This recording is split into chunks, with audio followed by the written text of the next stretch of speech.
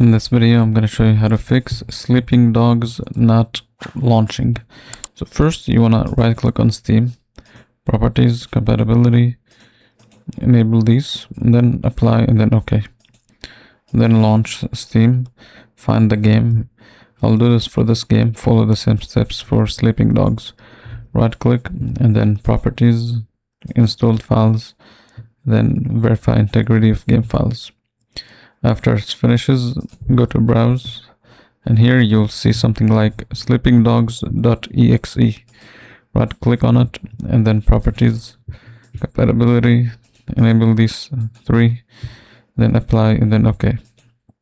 Once done, you want to close these down and then go to Steam, settings, library, actually storage, click on the three dots and repair library.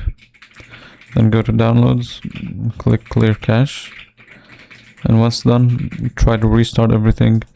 Just exit Steam, exit every game, every launcher, exit it, and go back to it, and this should fix it.